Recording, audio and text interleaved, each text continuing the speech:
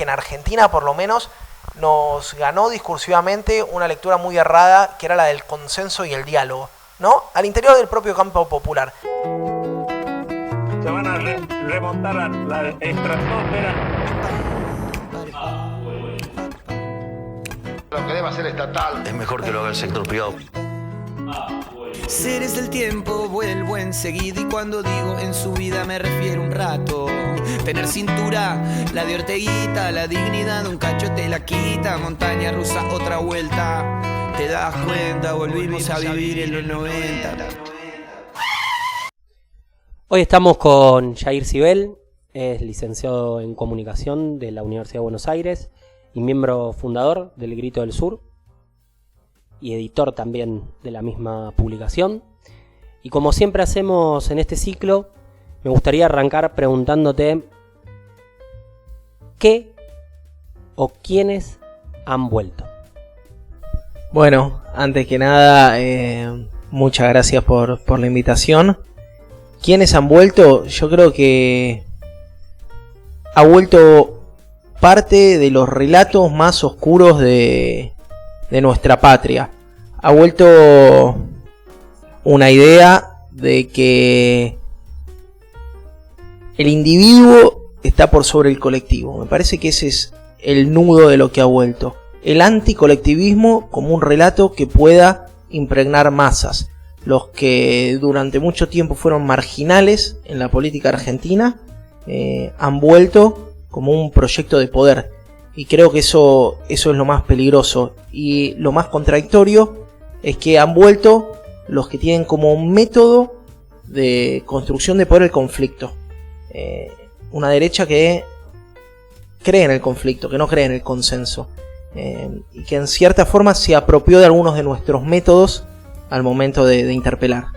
Dice Milton Friedman en una de sus publicaciones: tenemos que insistir en la construcción de políticas alternativas, de ideas distintas, hasta que lo políticamente imposible se vuelva políticamente inevitable. ¿Qué crees que es lo que aceleró este proceso para que esos sectores que vos decís marginales en otras etapas de la Argentina hoy hayan conquistado el sentido común de la mayoría de nuestro pueblo?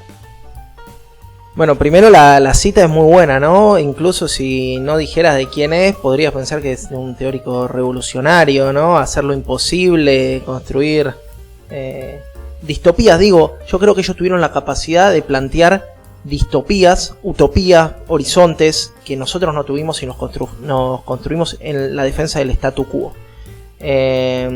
Respecto a la idea central de por qué vuelve un movimiento como este con estas ideas, yo creo que es básicamente por una tendencia mundial. No hay que dejar de verlo. Digo, a veces tenemos cierto argentinocentrismo y está buenísimo porque sin duda somos el mejor país del mundo, pero lo que pasa en Argentina pasó en Estados Unidos, pasó acá al lado en Brasil, tiene su expresión en Uruguay, tiene su expresión en países de Europa como Hungría, como Polonia, digo, y es la respuesta, yo te diría, a cierta falta de lectura de los conflictos del siglo XXI de los procesos populares, que tienen que ver con, quizá, ahí me pongo un poco ortodoxo, la capacidad de representación de las demandas obreras y trabajadoras de los proyectos populares no solo en Latinoamérica, sino en el mundo.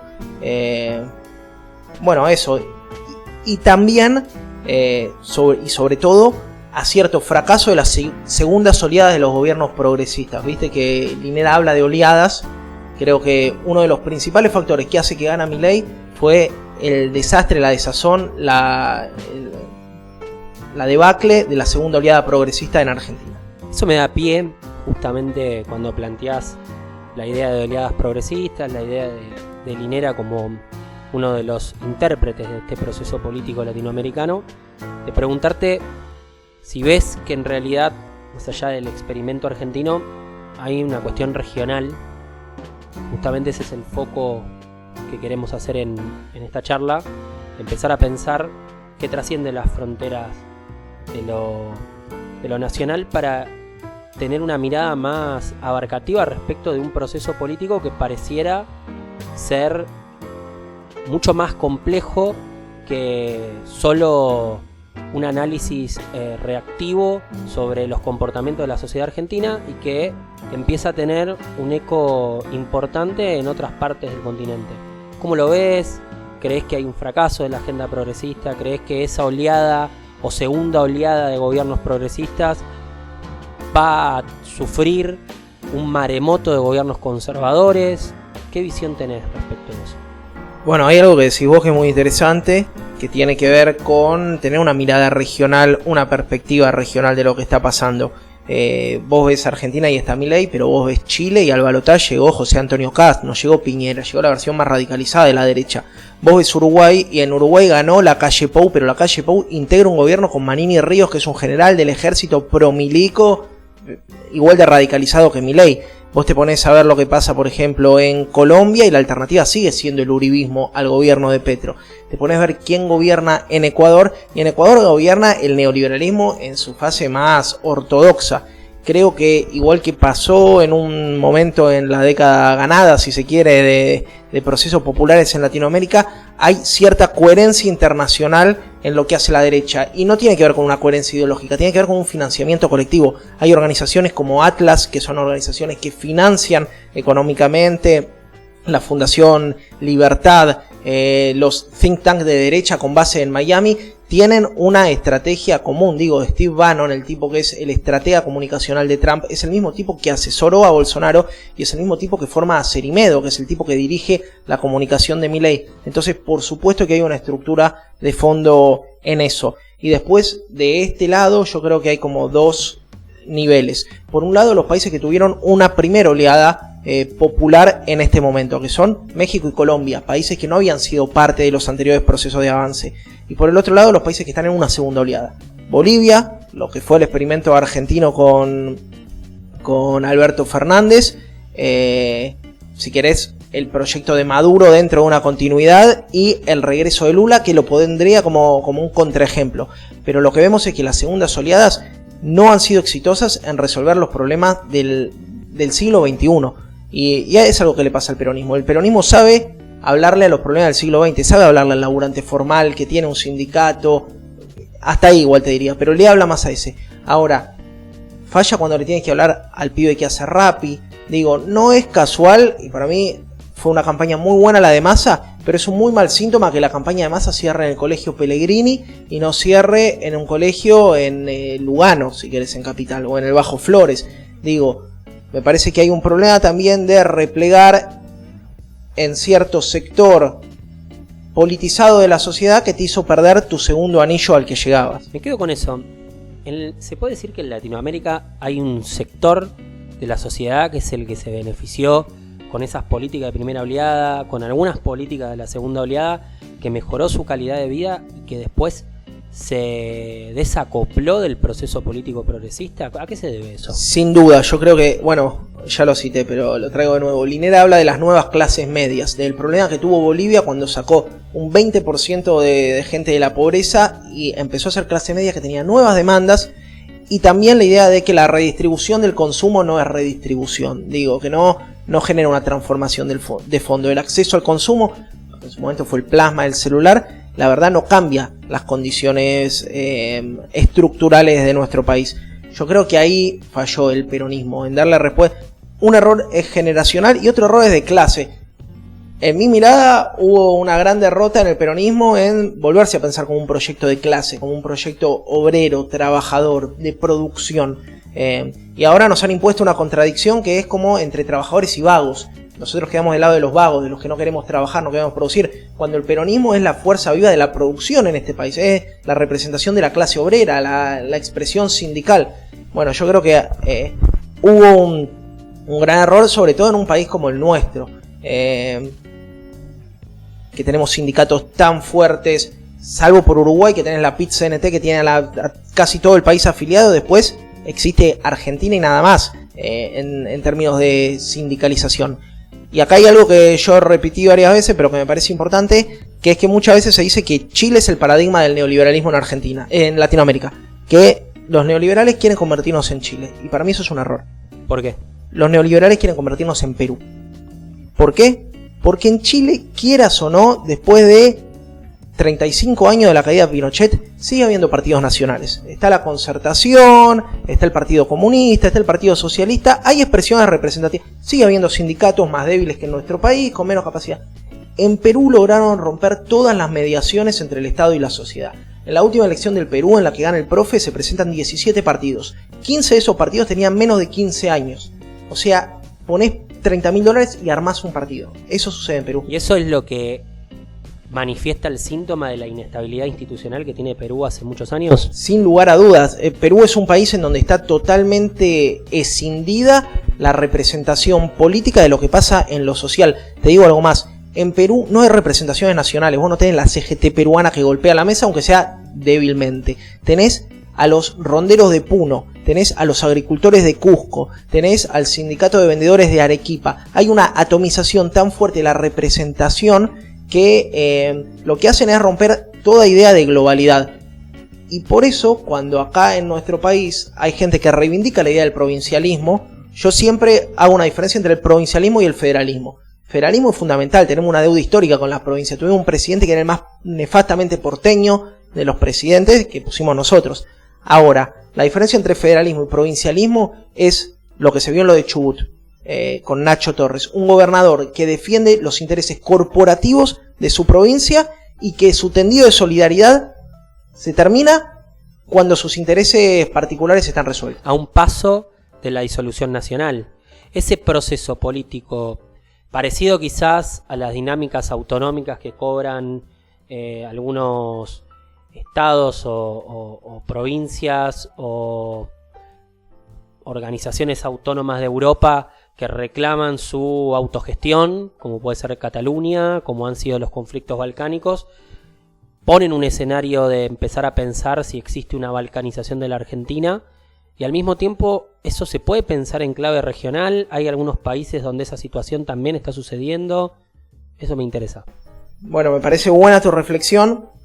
Te lo tomo con un caso más cercano, que es el de Santa Cruz de la Sierra, los Camba, en Bolivia, que no tienen una diferencia religiosa o racial como tienen los musulmanes y los cristianos en Bosnia y en Serbia, o que no tienen una diferencia lingüística y étnica como tienen los catalanes y los, no sé, castellanos en España, que tiene una diferencia básicamente económica. O sea, el oriente petrolero, la medialuna petrolera es la zona rica de Bolivia y que siempre fue secesionista. Bolivia tiene una bandera Camba, Camacho, el tipo que le da el golpe a Evo, pero que la pone a Áñez, pero la fuerza de choque. Es un tipo que reivindica la autonomía provincial, lo que está diciendo vos. Yo creo que en Argentina todavía estamos lejos de eso, no estamos discutiendo eso.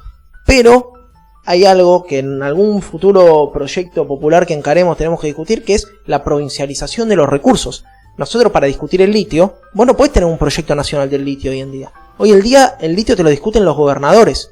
Te lo discute Jalil, te lo discute Sadir, te lo discute el de Salta Valdés. Digo, y cada gobernador puede hacer acuerdos parciales con empresas extranjeras, por ejemplo. Bueno, esa es la consecuencia de la Constitución del 94, de la regionalización, de la explotación de los recursos naturales, en donde eliminamos una mirada nacional acerca de el uso de nuestros bienes comunes. Eso también fue un fenómeno regional bastante extendido y es el resultado, sin duda, de uno de los puntos neurálgicos del consenso de Washington. Sin duda. Eso sucede de la misma forma en otros países del continente. Por ahí me interesa el ejemplo de Ecuador, de algunos, Perú también, ¿no? Existen estas cuestiones más vinculadas a regionalizar el uso de los bienes comunes. ¿Cómo es eso? En Perú existe mucho relacionado a la explotación minera y los contratos que hacen los departamentos con las grandes empresas mineras. Y lo de Ecuador para mí es un caso aún más grave. Ecuador es un país en donde, no te olvides, que hace 6 meses mataron a tiros al tipo que era favorito para la presidencia. Y te sumo más, algo que no se supo mucho. Lo matan a tiros a Villavicencio, ¿te acordás? Caen detenidas 6 personas. Las 6 personas que caen detenidas por matar a Villavicencio son asesinadas en Cana.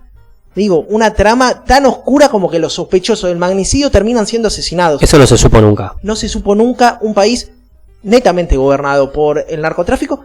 Te digo más, un país que siempre había sido como un paraíso entre Colombia y Perú. 2 países exportadores de cocaína, 2 países con mucha penetración del narco. Ecuador era un país relativamente pacífico, relativamente menos violento, menos permeado por las estructuras del narco.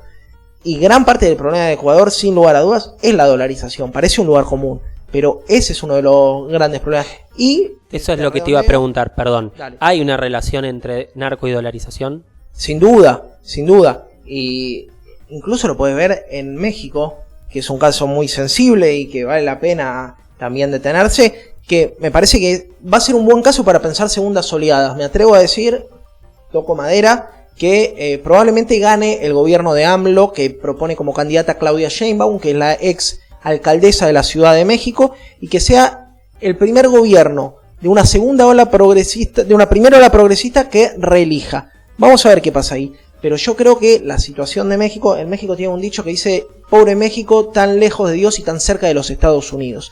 El hecho de que la frontera sea tan permeable, que los vínculos del narcotráfico sean tan constantes, encubre una estrategia de dominación. Porque ¿qué está pasando ahora en Ecuador? En Ecuador se declaró una crisis de Estado en materia de seguridad y está viniendo Laura Richardson, que es la dirigente del Comando Sur, a asesorar en materia judicial y de seguridad.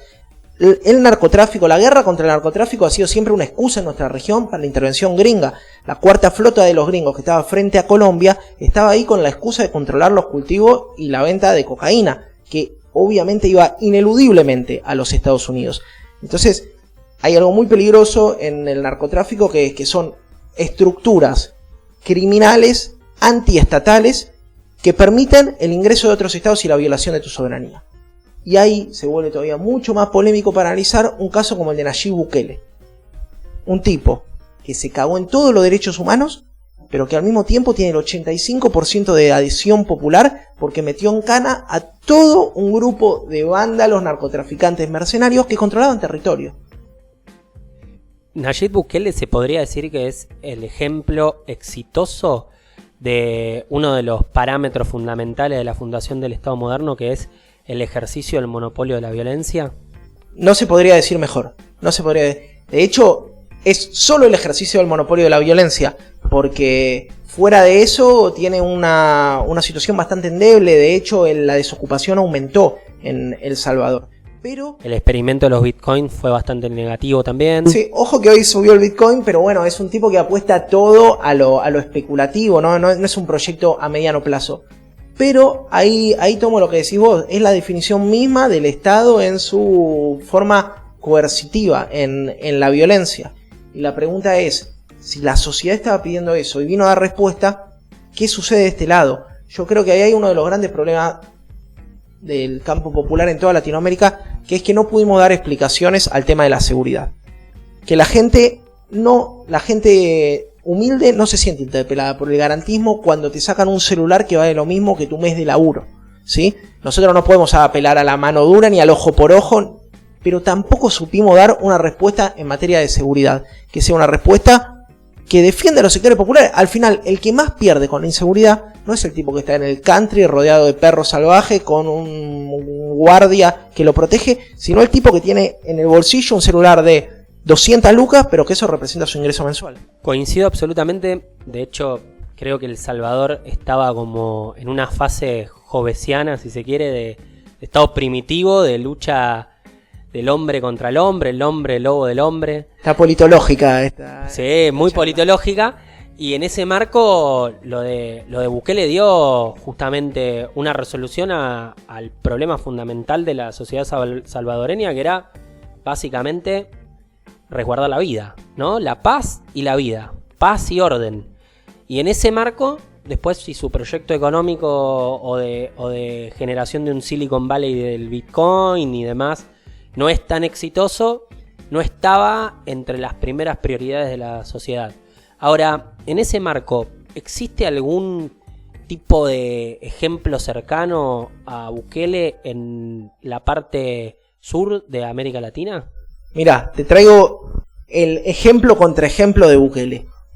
Hay una presidenta, que ahora va a ser la presidenta de la CELAC, que se llama Xiomara Castro, que es la presidenta de Honduras. La presidenta de Honduras... La mujer de Zelaya. La mujer de Mel Zelaya, que fue el primer... Lenin hablaba del eslabón más débil. Fue el eslabón más débil que encontró la derecha para empezar su proceso de golpe de Estado, que después siguió en Paraguay con Lugo. Xiomara Castro, un cuadrazo, una tipa muy formada, una mujer combativa, tiene un estado de excepción en materia de seguridad desde que asumió. O sea, que en materia de seguridad no es una abierta defensora de las garantías constitucionales democráticas. Es una tipa que está gobernando con mano dura. ¿Eso sucede en Nicaragua también? En Nicaragua es un proceso mucho más complejo. De hecho, Nicaragua, no sé si te acordás, el embajador de Nicaragua se fue del país cuando asumió Milei. Nicaragua siempre fue uno de los países más prósperos dentro de la región después de Costa Rica, cuando Guatemala, Honduras, El Salvador eran las bases migratorias de lo que iba a Estados Unidos. Nicaragua, Costa Rica y Panamá, o sea la parte sur de Centroamérica, si lo querés en términos geográficos, fue un poco más próspera. Hoy en día lo que sucede en Nicaragua es que es un proceso muy complejo en donde el gobierno se ha enfrentado a todo el mundo, incluso a la iglesia, incluso a sectores, digo, la iglesia católica en Centroamérica muchas veces estuvo cerca de los proyectos populares. Jugó ahí alternativamente con Cuba, primero como opositora, después acompañando, con Juan Pablo II como férreo opositor, pero con muchos curas apoyando. Jugó en Colombia, digo, el ELN, una de las principales guerrillas, cristianismo tercermundista. En Nicaragua se distanció un poco ese proyecto. Pero bueno, tampoco conozco tanto Nicaragua en particular como para dar una caracterización tan afinada. Bien, entonces es interesante, retomando el ejemplo de Xiomara Castro, cómo sectores políticos que están en nuestro cuadrante en términos de una visión respecto del rol del Estado, de las características que tiene que tener el ordenamiento económico, la estructuración social, tienen una mirada en términos de seguridad que sería muy difícil de compatibilizar con las visiones hegemónicas que existen en Argentina acerca de la temática. ¿Crees que es posible que, no solo en Argentina, sino en general en el progresismo sudamericano, pueda haber una reconversión y una apertura a rediscutir política de seguridad? Yo creo que es más que necesario. Tomo un ejemplo, probablemente ustedes lo conozcan mejor que yo, que es preguntarse por qué Axel Kicillof, que es, a mi entender, la representación institucional con un puesto más alto del campo popular en Argentina, elige un ministro como Bernie. Digo, si no se inserta en esta discusión, ¿en dónde se inserta? Axel Kicillof no eligió a Sabrina Frederick, o no eligió a alguien de la línea Zaffaroni, ¿no? Si se quiere, digo, yo reivindico esa línea, yo soy un defensor, hablo desde la defensa de los derechos humanos.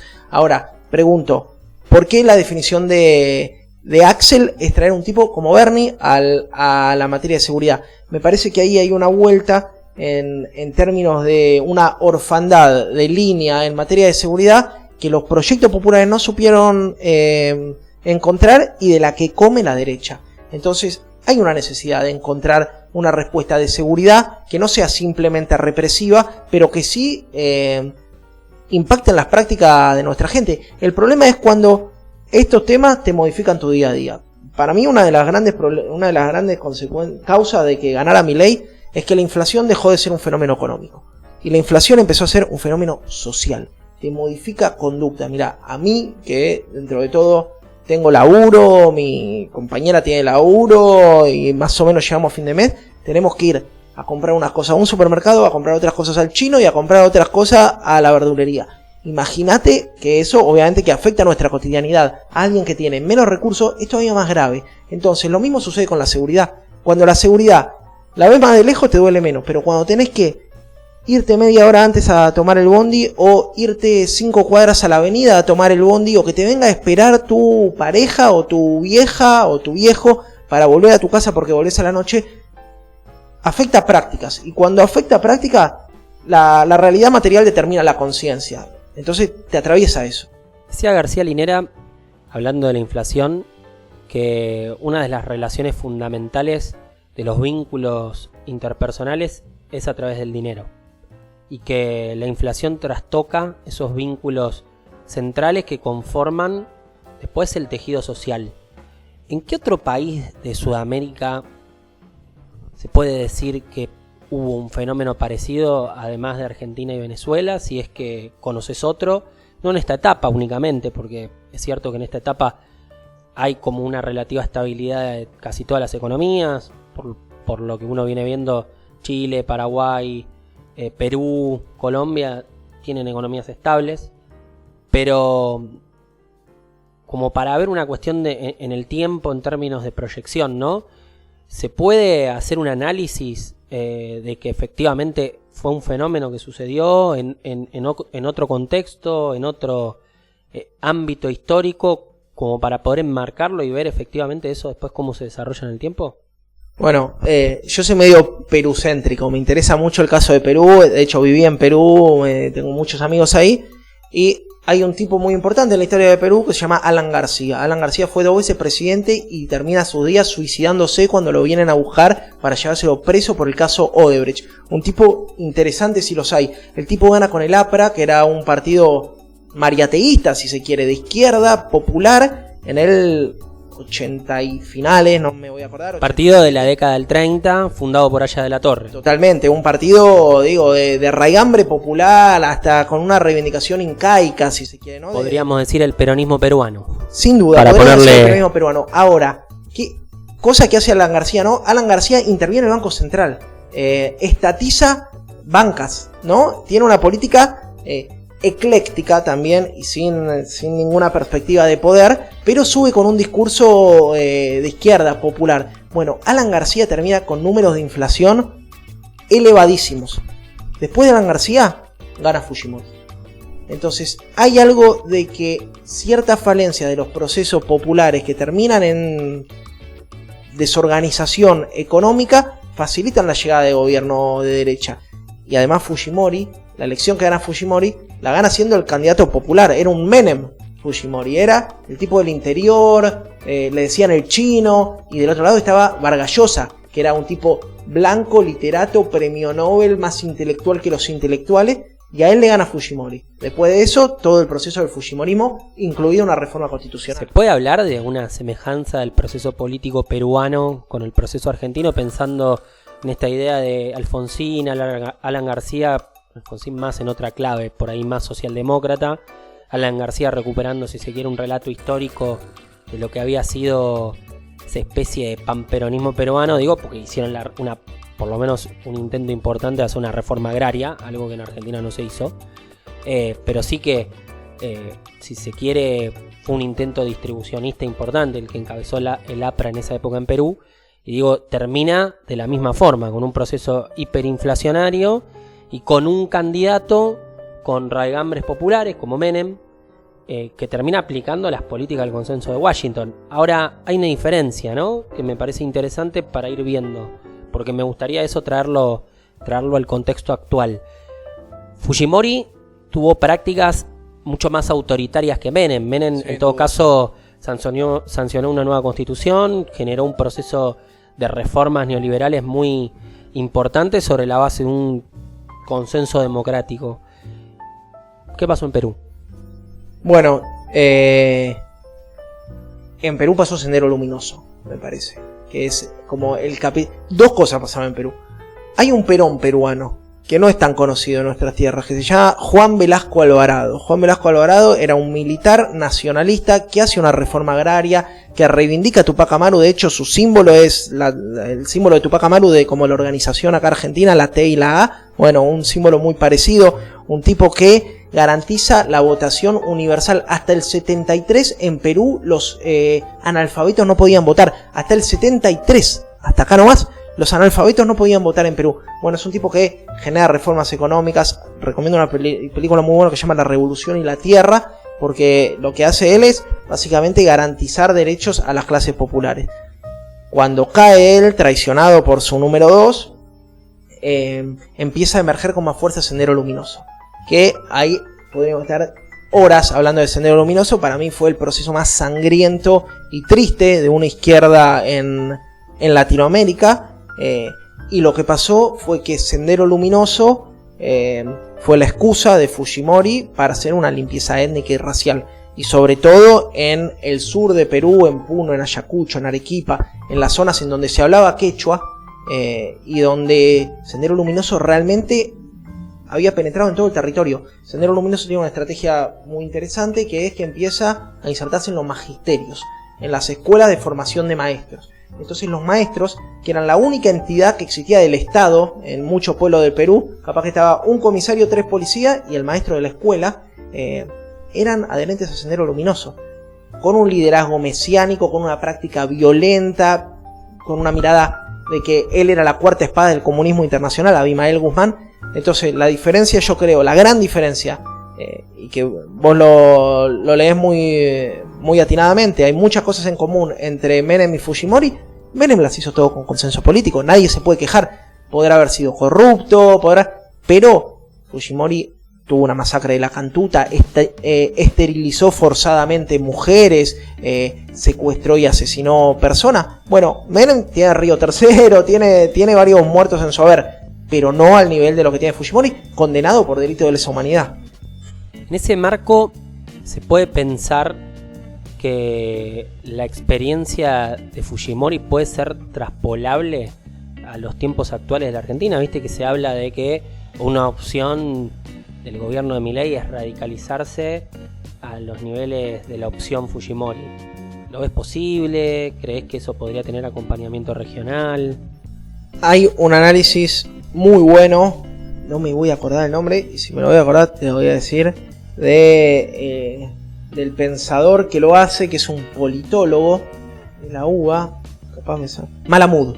Andrés Malamud. De Andrés Malamud, que lo que dice es que, más allá de la visión que tengamos de Malamud, ¿no? que el camino argentino va a conducir de Milei netamente a lo peruano, porque tiene dos opciones: o gobernar sin el Congreso, como hizo Fujimori, que decretó un cierre del Congreso, o, como Pedro Castillo, agotarse en las mociones de vacancia, o sea, que el Congreso se la revele y lo deponga al presidente. Me parece que es un poco radicalizada en sus dos lecturas, pero yo creo que la sociedad argentina y la peruana son muy distintas, sobre todo por las mediaciones, porque Argentina tiene organizaciones sociales, porque Argentina tiene sindicatos, porque Argentina tiene clubes de barrio, porque Argentina tiene un tejido social estatal que estaba en riesgo, obviamente, pero que Perú no lo tiene. Lo de Perú es realmente, para mí, el epítome del neoliberalismo. ¿Pero no crees que en un proceso en donde existe una fuerte desestructuración económico y social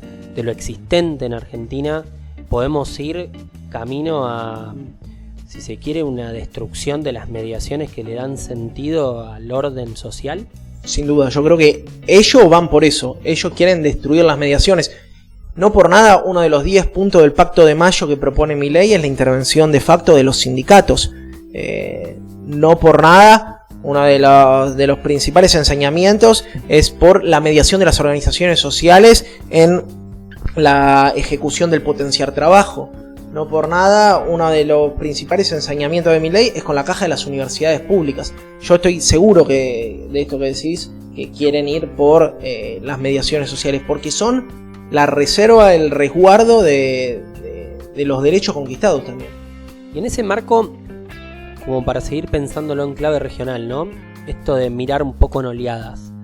Ante el fracaso de la segunda oleada de muchos gobiernos progresistas, ¿es posible que haya una tercera oleada de gobiernos progresistas? Digo, pensando en una posibilidad de que el Frente Amplio pueda volver a gobernar en Uruguay. El caso de Lula, que se puede pensar como excepción. ¿Qué crees en relación a eso? Yo no creo que es posible, yo creo que es inevitable que haya una nueva oleada. La pregunta es cómo tiene que ser esa nueva oleada.